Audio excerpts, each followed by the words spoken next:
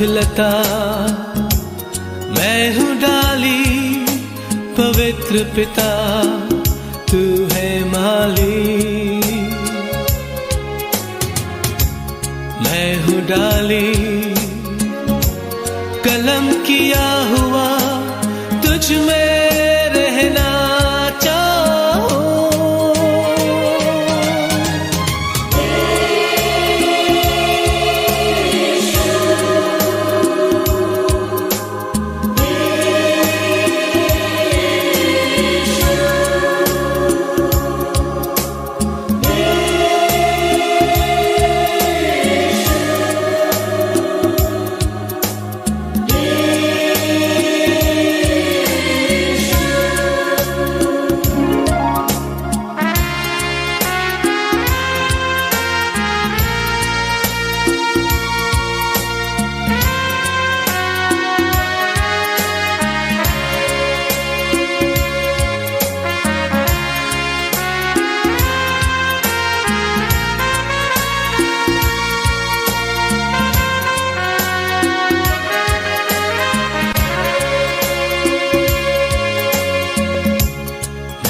डाली सूखा हुआ, मुझ में नई जान डाल तू। मैं हूँ डाली, साफ कर मुझे, फलदायी होना चाहो।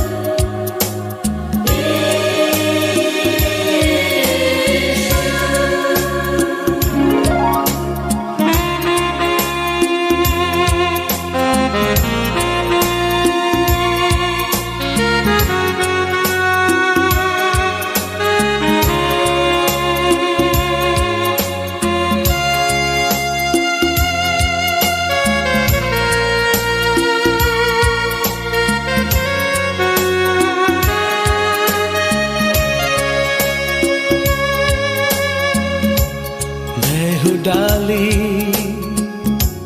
तेरे बगैर कुछ नहीं कर सकता हूँ मैं हूँ डाली चुना हुआ, तेरे प्यार में रहना चाहो।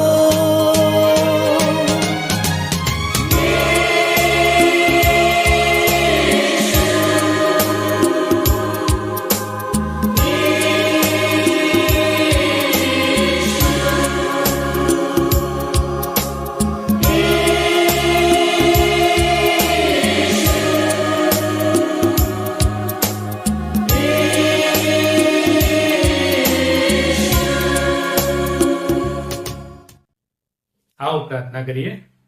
धन्यवाद प्रभु, સ્તુતિને યોગ્ય, મહિમાને યોગ્ય પ્રભુ, આરાધનાને યોગ્ય પ્રભુ, તમારી હજુરમાં આવીએ છીએ અને તમારા નામને માન, મહિમા અને ગૌરવ આપીએ છીએ। તમે એકલા પવિત્ર, કૃપાળુ, રહેમી પરમેશ્વર છો અને પ્રભુ તમારી સાથેના સંબંધમાં તમે અમને મજબૂત કરો છો, તમે અમને ફળવંત કરો છો, આશીર્વાદિત કરો છો, માટે આભાર માનતા તમારી સ્તુતિ કરીએ છીએ। તમારી હજુરમાં આવીએ છીએ ત્યારે આજની અમારી આ શાસ્ત્ર અભ્યાસની સંગત આશીર્વાદિત કરો પ્રભુ। તમારું મુખ શોધવા અમને મદદ કરો, તમારા પવિત્ર આત્માની દોરવણી અમને પૂરી પાડો, તમારા ભરપૂરીપણાથી અમને ભરપૂર કરો પ્રભુ। સર્વ મહિમા તમારો હોજો, અમે તમારા હાથમાં સોંપાઈએ છીએ। તમે બોલો, તમે શીખવાડો અને તમારા માર્ગમાં ચાલવાના માટે અમને બળ પૂરું પાડો। અમારા તારનાર પ્રભુ ઈસુમાં અમારી પ્રાર્થના માન્ય કરો, amen. Hallelujah, praise the lord. પ્રભુ ઈસુના નામમાં આપ સર્વને પ્રેમી સલામ। અને આપણે જે દર ગુરુવારે પ્રભુના વચન શીખી રહ્યા છે, what is our true identity in Christ Jesus, ઈસુ ખ્રિસ્તમાં આપણી સાચી ઓળખ શું છે। અને દર ગુરુવારે એક અલગ અલગ નવી ઓળખ પ્રભુના વચનના આધારે શીખીએ છીએ। પણ આજની જે ઓળખ છે આપણે શીખવા માંગી રહ્યા છે, અને એ તો બહુ અદ્ભુત બાબત છે કે મારો સંબંધ ઈસુ ખ્રિસ્તમાં બહુ મજબૂત છે, અને જેટલો હું એની સાથે જોડાયેલો રહું, જેટલો જ ઈસુ ખ્રિસ્તમાં મજબૂત બનું, એના વચનોમાં, એની પ્રાર્થનામાં, એની સંગતમાં, પવિત્ર આત્માની દોરવણીમાં, એટલો જ એ સંબંધ મજબૂત થતો જાય છે, આશીર્વાદિત બને છે અને ફળવંત બને છે. અને મારા જીવનમાં એ પવિત્ર આત્માના ફળ દેખાય છે. અને માટે આજની જે આપણી ઓળખ છે એ તો એ છે કે we are branches in the wine. We are branches in the true wine, એવું કહી શકીએ. જે ખરો દ્રાક્ષાવેલો છે એની ડાળી આપણે છીએ. આ એક ઇમેજરી ઈસુ ખ્રિસ્ત એમના શિષ્યોને જણાવે છે. યોહાનની સુવાર્તા તેના 15મા અધ્યાયમાં છેલ્લી રાત્રે જ્યારે ઈસુ ખ્રિસ્તને પકડાઈ દેવામાં આવવાના હતા, એ રાત્રે ઈસુ ખ્રિસ્ત એમના શિષ્યોને આ વાત શીખવાડે છે અને સમજાવે છે કે હું ઉત્તમ દ્રાક્ષાવેલો છું અને તમે ડાળીઓ છો. અને એના દ્વારા પ્રભુ ઈસુ ખ્રિસ્ત એ સમજાવવા માંગે છે કે તમે મારામાં જોડાયેલા રહો તો જ તમે ફળવંત થઈ શકો છો. અને આ એક સંબંધ બતાવે છે, એક ઇન્ટિમેટ રિલેશનશિપ બતાવે છે કે જેમાં ડીપલી, બહુ ઊંડાણથી ખ્રિસ્તની સાથે જોડાયેલા રહેવું ખૂબ જ જરૂરી છે. માટે પ્રભુનું વચન વાંચીએ. યોહાનની સુવાર્તા 15મો અધ્યાય 5મી કલમ. યોહાન 15:5 આ પ્રમાણે કહે છે, હું તો દ્રાક્ષાવેલો છું ને તમે ડાળીઓ છો. જે મારામાં રહે છે અને હું તેનામાં, તે જ ઘણા ફળ આપે છે, કેમ કે મારાથી નિરાળા રહીને તમે કંઈ કરી શકતા નથી. ઈસુ ખ્રિસ્તનું આ વચન છે. એના શિષ્યોને કહી રહ્યા છે કે તમે ડાળીઓ છો અને હું ખરો દ્રાક્ષાવેલો છો. તમે મારામાં રહો તો તમે ફળ આપી શકો છો. અને કેટલી અદ્ભુત બાબત આપણે અહીંયા પ્રભુના વચનમાં જોઈ શકીએ છીએ કે ઈસુ ખ્રિસ્ત એ ઉત્તમ દ્રાક્ષાવેલો છે, ખરો દ્રાક્ષાવેલો છે, અને આપણે તેની ડાળીઓ છે. ઈશ્વર પિતા માળી છે અને આપણી માવજત કરે છે, આપણને આશીર્વાદિત કરે છે.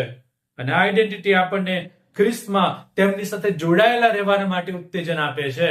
અને આ આઈડેન્ટિટી એ મન અને તમને મદદ કરે છે કે આપણે ખ્રિસ્તમાં મજબૂત બનીએ, ખ્રિસ્તમાં જીવન જીવનારા બનીએ, તેનામાં આશીર્વાદિત થનારા બનીએ.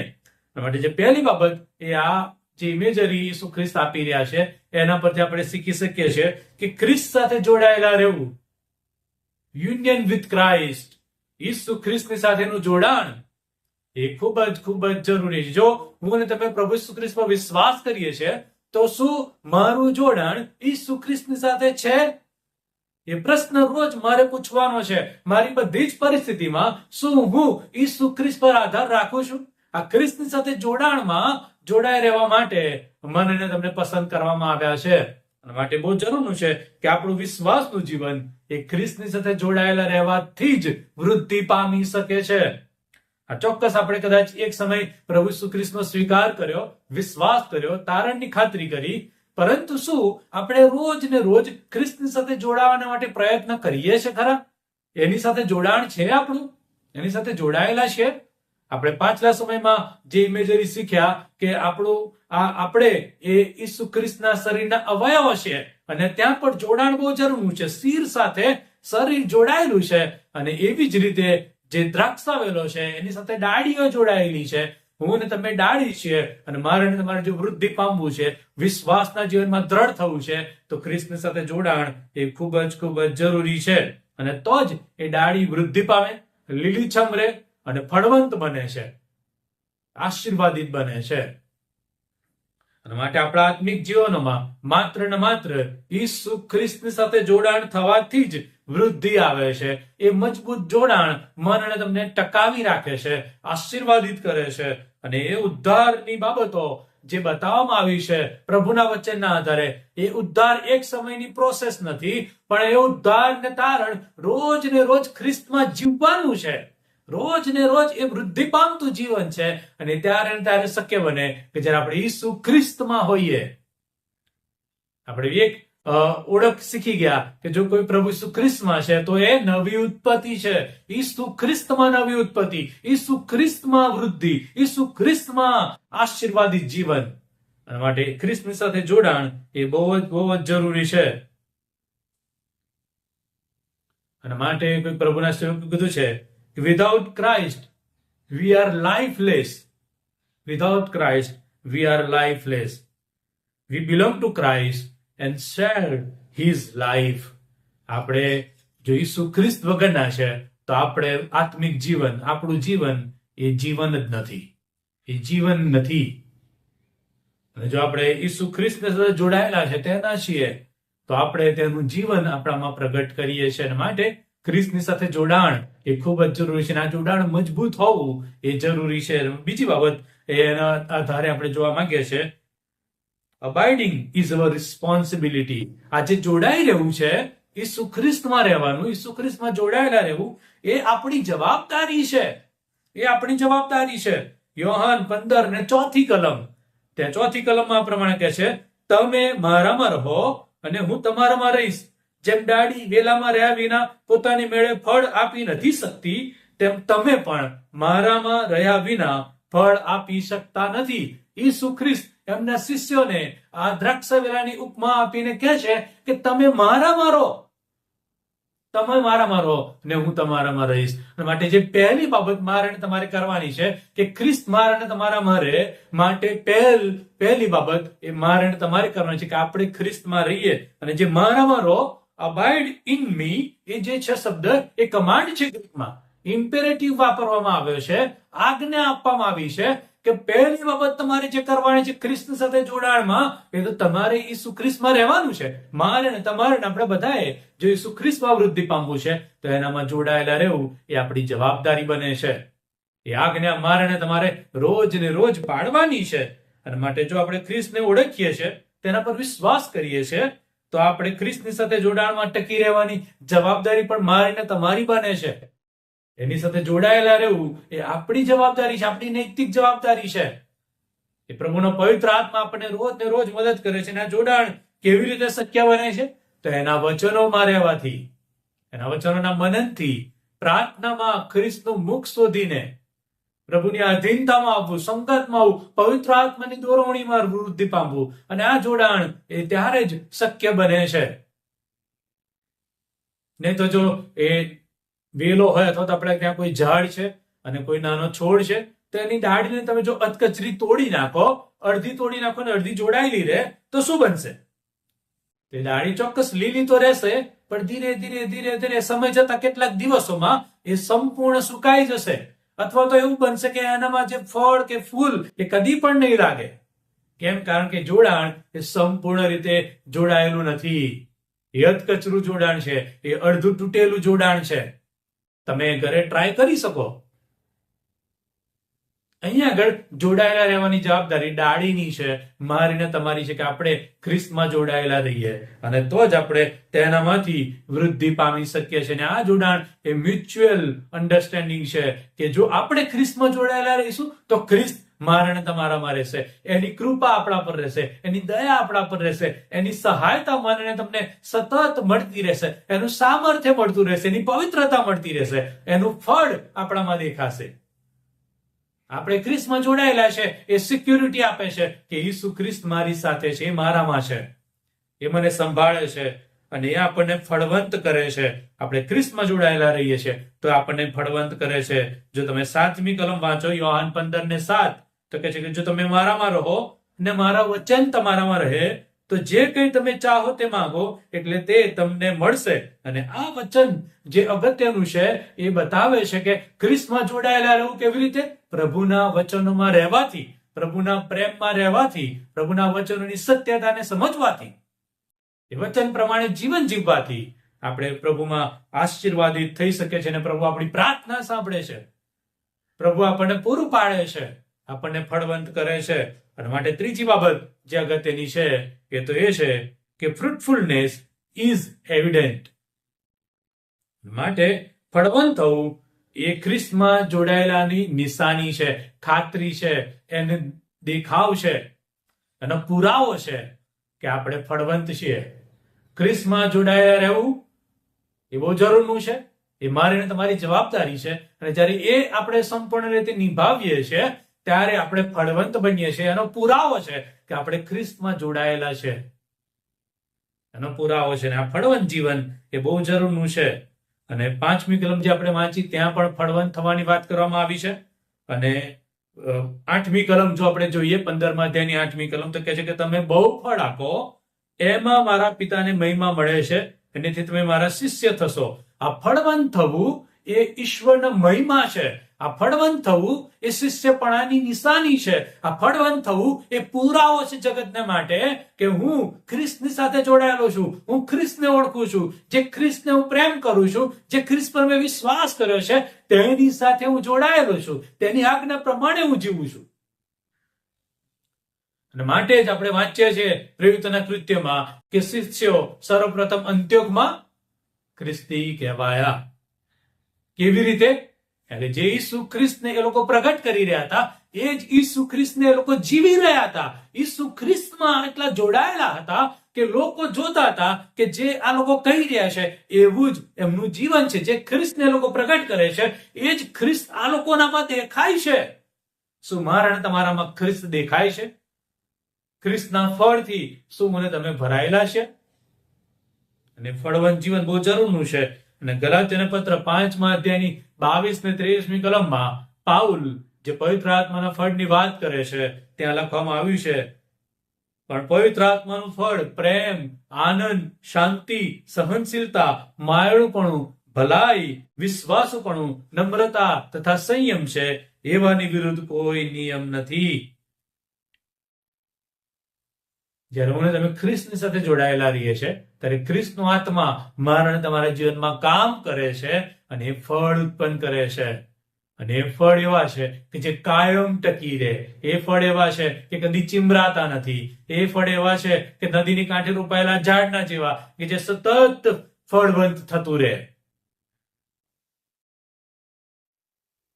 શું મારા અને તમારા જીવનો ફળવંત છે? ઈશ્વર હંમેશા ફળની આશા રાખે છે. ઈસુ ખ્રિસ્ત કહે છે કે જે ડાળીને ફળ આવતા નથી તેને કાપી નાખવામાં આવે છે, અને જે ડાળીને ફળ આવે છે તેને વધારે ફળ આવે માટે તેને શુદ્ધ કરવામાં આવે છે. અને આ વચનો શું શીખવે છે? આ વચનો શીખવે છે કે જે વેલો રોપવામાં આવે છે, દ્રાક્ષા વેલો, તો એની ડાળીમાં ફળ આવે એ બહુ જરૂરનું છે.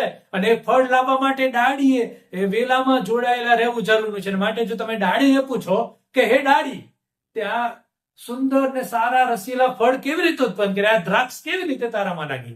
તો ડાળી કહેશે કે હું વેલામાં જોડાયેલી છું અને વેલામાંથી હું પોષક તત્વો પ્રાપ્ત કરું છું, એમાંથી હું સામર્થ્ય પ્રાપ્ત કરું છું, એમાંથી મને ખોરાક મળે છે અને એના દ્વારા વેલાએ મારામાં હું જોડાયેલું છું માટે મારામાં ફળ ઉત્પન્ન કર્યા છે.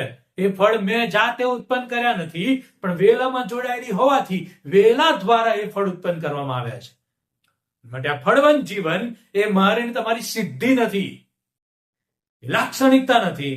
એ કેવળ ને કેવળ પવિત્ર આત્મા દ્વારા આવતું ભરપૂરીપણું છે કે જે બહાર દેખાય છે અને ખ્રિસ્તનું કેરેક્ટર દેખાય છે. આ ફળવંત જીવન એ ખ્રિસ્તનું કેરેક્ટર છે, જ્યાં પ્રેમ છે, જ્યાં માફી છે, જ્યાં આનંદ છે, જ્યાં શાંતિ છે, જ્યાં સંયમ છે, જ્યાં ધીરજ છે, વિશ્વાસુપણું છે, નમ્રતા છે, ભલાઈ છે, માયાળુપણું છે.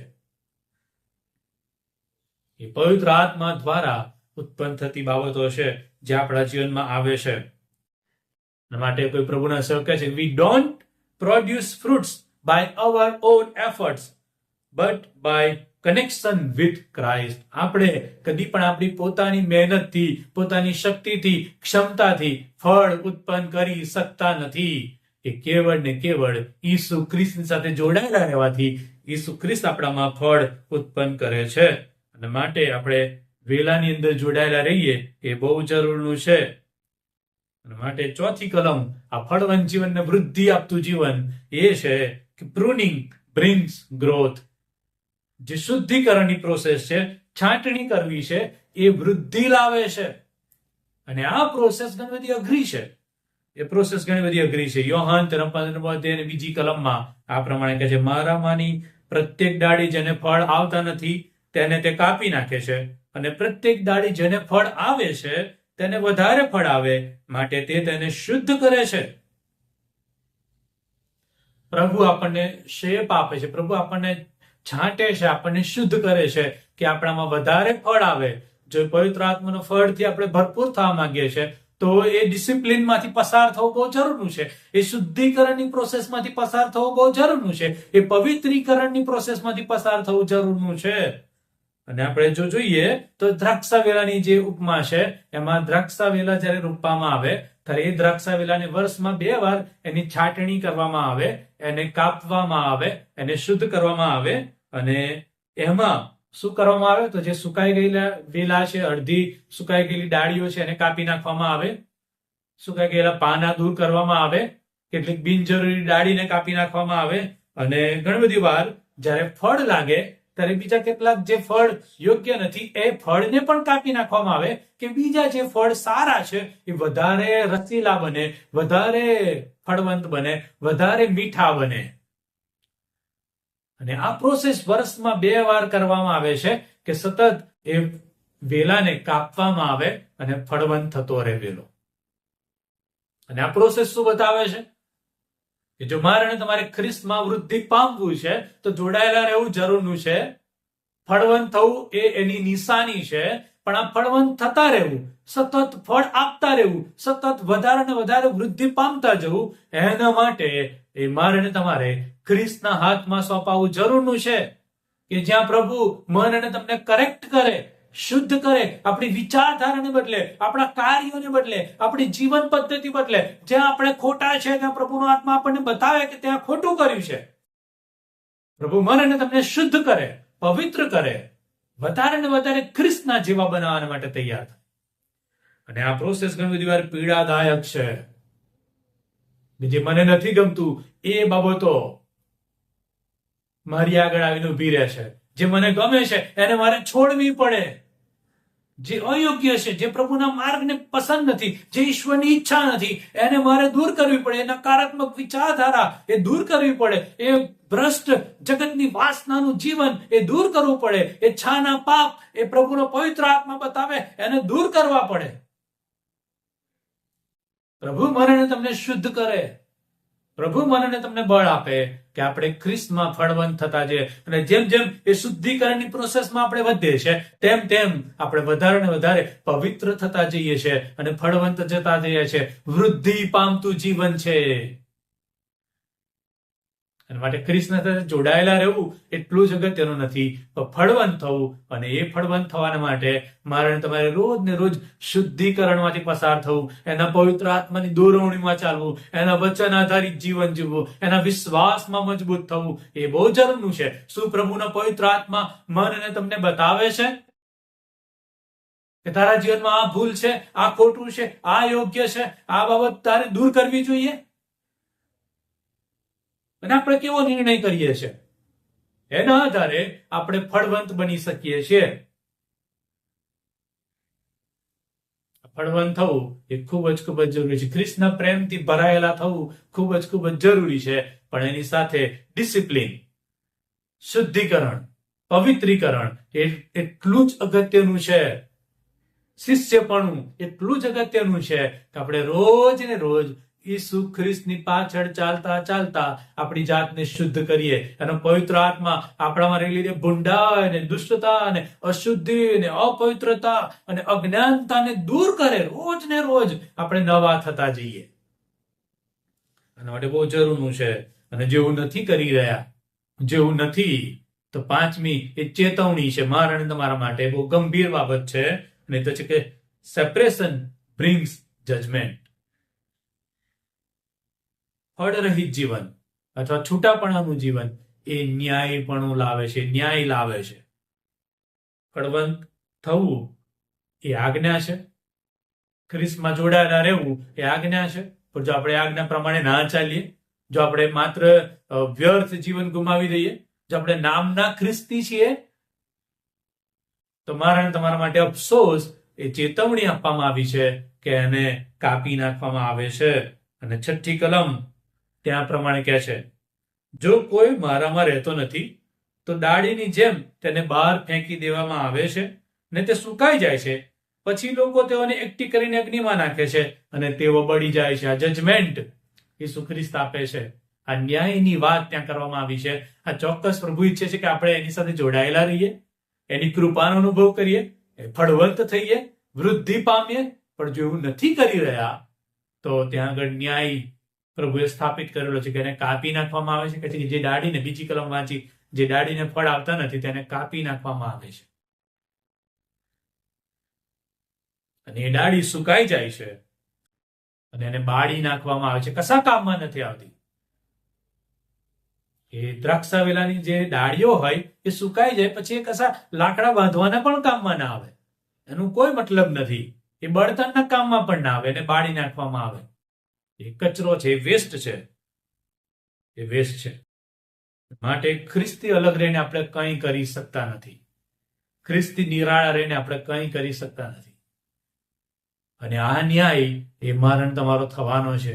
બીજો કોરિન્થી 5 અધ્યાયની 10મી કલમ કહે છે કે આપણે શરીરમાં રહીને જે કંઈ ભલું કે ભૂંડું કર્યું હશે તેનો ન્યાય થાય. માટે આપણે ખ્રિસ્તના ન્યાયાસન આગળ હાજર થવાનું છે. અને આ ગંભીર વચન, પ્રભુનું વચન આપણને કહે છે કે પ્રભુ ન્યાયી પ્રભુ છે, એ ન્યાય કરનાર ઈશ્વર છે. આ ચોક્કસ આજે તક આપે છે, કૃપા પર કૃપા કરે છે, દયા પર દયા દર્શાવે છે, પણ એ ચોક્કસ ન્યાયી ઈશ્વર છે અને મારો ને તમારો ન્યાય કરવાના છે. એનાથી હું ને તમે કદી બચી જઈ શકીશું નહીં. એ પ્રભુની કૃપાનો અવર્થ અંગીકાર ના કરીએ, એ પ્રભુની કૃપાને આપણે જો જવા દીધી છે, આપણે બદફેલીમાં અને બેફામ જીવન જીવી રહ્યા છે આપણી ઈચ્છા પ્રમાણે, પવિત્ર આત્માની દોરવણીથી દૂર, તો ચોક્કસ ઈશ્વર ન્યાય કરવાના છે. ઈશ્વર ન્યાય કરવાના છે. માટે આપણી જાતની તપાસ કરીએ કે આપણે શું પ્રભુના આત્માના અવાજને ઠોકરરૂપ બન્યા છે, એને દૂર કરી દઈએ છે, સાંભળતા નથી, આપણે પોતાને જ બેફામ જીવન જીવીએ છે, આપણી પોતાની જ ઈચ્છા પ્રમાણે જીવન જીવીએ છે. તો પ્રભુનો પવિત્ર આત્મા આજે મને તમને ચેતવણી આપે છે. એના વચન દ્વારા એ ઈસુ ખ્રિસ્તે શિષ્યોને ચેતવણી આપી કે તમે જો મારામાં ના રહો તો તમે કપાઈ જશો. જો તમે મારામાં ના રહો અને ફળવંત ના થાવ તો તમારો કોઈ યુઝ નથી, તમારો કોઈ યુઝ નથી. એ અનંતકાળિક નાશ, અનંતકાળિક અગ્નિ રાહ જોઈ રહ્યો છે. માટે મારે ને તમારે ખ્રિસ્તમાં રહેવું જરૂરનું છે. રોજ ને રોજ આપણે ઉદ્ધાર ને તારણ તાજું કરવું જરૂરનું છે. એના પવિત્ર આત્માની દોરવણીમાં ફળવંત થવું જરૂરનું છે. એ શુદ્ધિકરણ અને પવિત્રીકરણ રોજ ને રોજ મારું થતું રહે, મને માફી મળતી રહે, હું પસ્તાવ કરું, એના આત્માની દોરવણીમાં નમ્ર બનવું એ જરૂરનું છે. એના પવિત્ર આત્માના ફળથી ભરાઈ જવું એ જરૂરનું છે. અને તો જ હું ખ્રિસ્તનો શિષ્ય બનું છું. પ્રભુના મહિમાને માટે મારું જીવન આશીર્વાદિત બને છે. નહીં તો એ નાશને યોગ્ય છે, એ નાશને યોગ્ય છે. માટે આપણી જાતની તપાસ કરીએ કે આપણે સંપૂર્ણ રીતે ઈસુ ખ્રિસ્ત આધારિત છીએ, એનાથી નિરાળા રહીને આપણે કંઈ કરી શકતા નથી. એ સમજવાની જરૂર છે. આપણું આત્મિક જીવન ખ્રિસ્ત આધારિત છે. આપણે ખ્રિસ્ત સાથે જોડાયેલા છીએ. We are connected with Christ. ખ્રિસ્તની સાથે એવું જોડાણ છે કે જ્યાં આગળ પ્રભુના વચનો આપણામાં રહે અને આપણે પ્રભુના વચનોમાં વૃદ્ધિ પામીએ અને આપણે ફળવંત થઈએ. Fruitful life. અને ફ્રૂટફુલ લાઈફના માટે એ સેન્ટિફિકેશન, શુદ્ધિકરણ જરૂરનું છે. અને જો આવું નથી તો જજમેન્ટ, ન્યાયપણું, એ ન્યાય એ મારણ તમારો થાય.